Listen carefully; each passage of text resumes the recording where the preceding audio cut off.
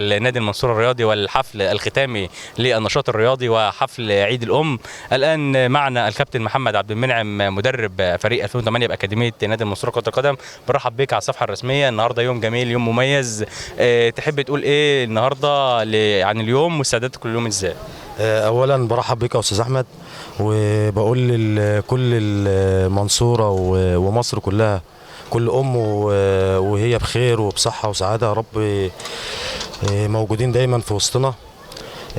وتحيه خاصه للعميد محمد بسيوني وكابتن وائل على المجهود الرائع اللي بيتهيألي ما فيش نادي في جمهوريه مصر العربيه فكر الفكره الرائعه دي، انه يكرم امهات لعيبته. دي بيتهيألي يعتبر حدث على مستوى الجمهوريه مش على مستوى الدقهليه بس، وبنتمنى ان يعدي اليوم باذن الله زي ما متخطط ليه مظبوط. هنشوف حاجات فعلا جميله تليق باسم نادي المنصوره وبلاعبين نادي المنصوره ومدربين نادي المنصوره.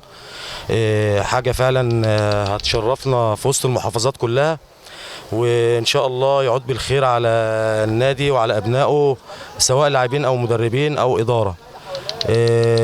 هيجي تصوير كمان طيران من كاميرا سماويه. شغل بصراحه يعني مش هنقدر نوصفه، انتوا هتشوفوا كل حاجه وهتحكموا بنفسكم، وبنتمنى يا رب يعدي اليوم على خير وما يكونش فيه اي مشكله، وزي ما احنا متوقعين باذن الله يكون. وبشكر نادي المنصوره لان ليه فضل عليا وعلى اي مدرب او لاعب. نادي المنصوره كيان كبير، دي بتهيألي اقل حاجه ليه، هو يستاهل اكتر من كده، لانه هو واجهتنا قدام كل المحافظات الجمهوريه. ويا رب يكون يوم خفيف وظريف عليكم وعلينا ان شاء الله. شكرا كابتن، بالتوفيق.